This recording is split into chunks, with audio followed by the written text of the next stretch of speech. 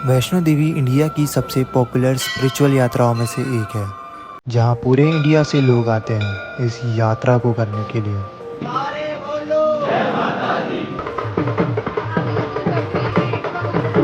और 14 किलोमीटर की पूरी यात्रा करते हैं वैष्णो देवी मंदिर की सिर्फ एक झलक देखने के लिए।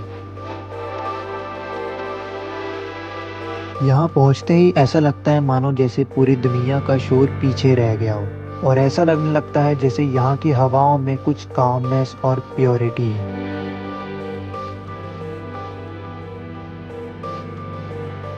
और यहाँ पहुँचना ही अपने में एक बड़ी कहानी है, क्योंकि कई से लोग 30 घंटे से ज़्यादा सफ़र करने के बाद पहुँचते हैं कटरा, और उसके बाद शुरू होती है 14 किलोमीटर की खड़ी यात्रा। मैं भी करीब 25 घंटे का सफ़र करके पहुँचता हूँ कटरा शहर, जो कि है जम्मू और कश्मीर में।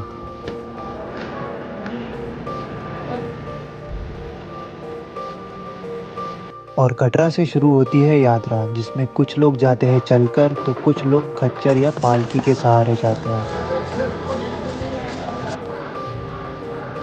और सबसे फास्टेस्ट वे है भवन तक पहुंचने का, वो है ये हेलीकॉप्टर्स।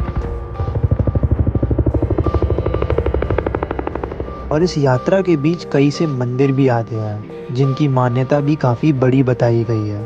जैसे कि सबसे पहले आता है चरण पादुका मंदिर। और इस यात्रा के बीच इतने सुंदर पहाड़ों का नज़ारा आता है कि आपको यकीन तक नहीं होगा कि आप किस जगह पे खड़े हैं।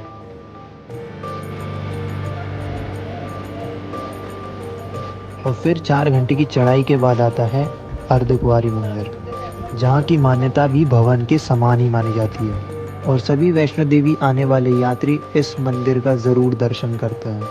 इस मंदिर में भी एक प्राचीन गुफा है, जिसके दर्शन के लिए पर्ची लेनी पड़ती है, मगर पर्ची का नंबर आने तक हम भवन के दर्शन करके आ सकते हैं, क्योंकि श्रद्धालुओं की लाइन ही इतनी ज़्यादा रहती है।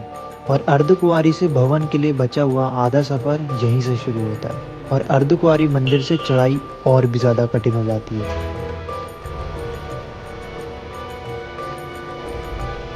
और कई से लोगों को दूर से जब भवन दिखाई देता है तो उनकी यात्रा उन्हें वहीं सफल दिखाई देती है, क्योंकि इतनी बड़ी यात्रा करने के बाद अपने में ही एक संतुष्टि मिलती है। और भवन के दर्शन करने के बाद ज़रूरी होता है भैरव मंदिर के दर्शन करना, जो वैष्णो देवी भवन से 3 किलोमीटर और ऊंचाई पर है, क्योंकि उनके दर्शन के बिना इस यात्रा को अधूरी माना जाता है। और वैष्णो देवी मंदिर से 3 किलोमीटर और चढ़ाई करने के बाद पहुंचते हैं भैरव मंदिर, और भैरव मंदिर के दर्शन करने के बाद यात्रा पूरी तरह से सफल मानी जाती है। कई लोगों के लिए 14 किलोमीटर के बाद ये 3 किलोमीटर की यात्रा बहुत डिफ़िकल्ट लगती है, तो उन लोगों के लिए यहाँ रोपवे की भी व्यवस्था है। और ये थी इंडिया की सबसे बड़ी स्पिरिचुअल यात्रा में से एक की कहानी, वैष्णो देवी।